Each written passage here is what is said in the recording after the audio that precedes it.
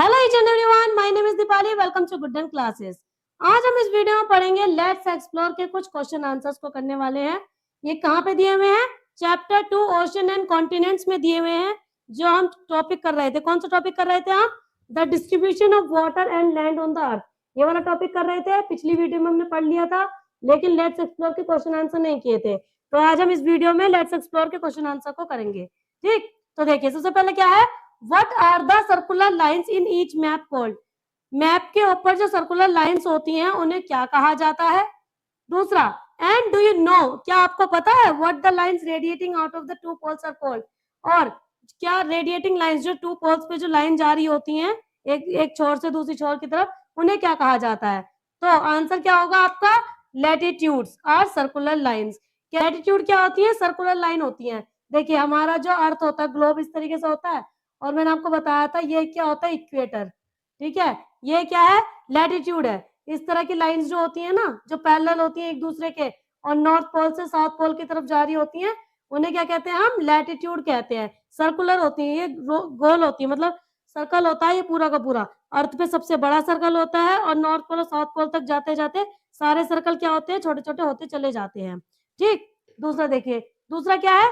दूसरी लाइन्स है आपकी, and the lines radiating out of the two poles are called longitude.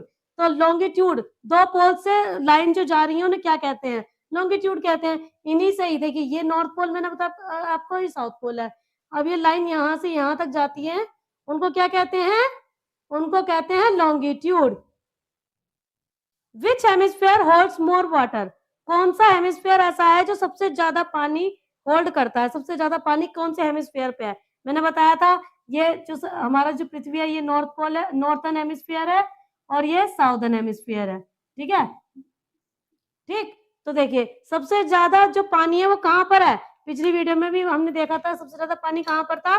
Southern hemisphere पे था. यहाँ देखिए, यहाँ पे था साउदर्न हेमिस्फीयर पे, देख रहे हो, यहाँ सबसे ज्यादा पानी था. ठीक, तो इसलिए हमने क्या बोला, ये नॉर्थ पोल है, साउथ पोल है, ये नॉर्थर्न हेमिस्फीयर, साउदर्न हेमिस्फीयर. तो साउदर्न हेमिस्फीयर पे क्या है? सबसे ज्यादा पानी है, ब्लू ब्लू सबसे ज्यादा नजर आ रहा है, तो इसलिए इसको क्या कहेंगे? सबसे ज्यादा पानी कहाँ पर है? साउदर्न हेमिस्फीयर पे.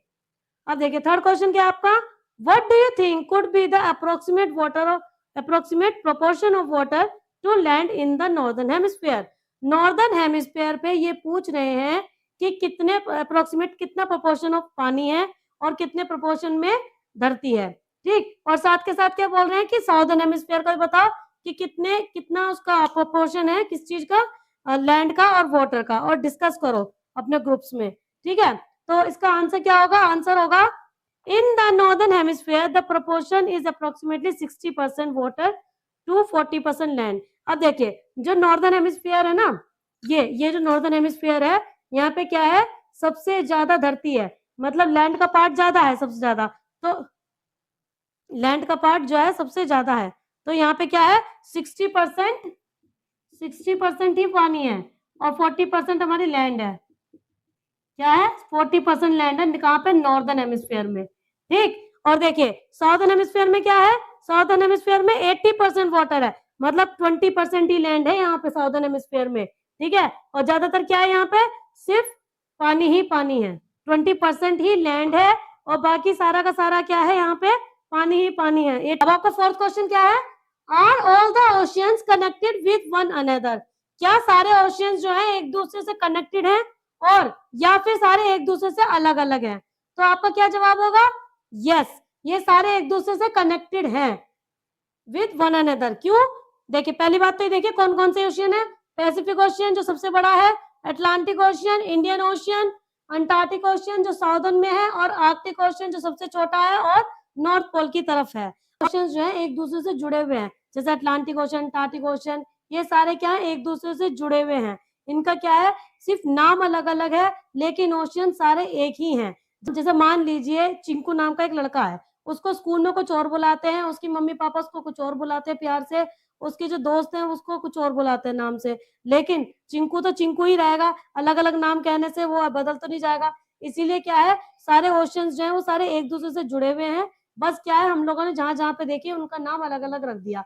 जैसे अंटार्कटिक ओशियन ने देखा साउथ में, उसका नाम अंटार्कटिक ओशियन रख दिया.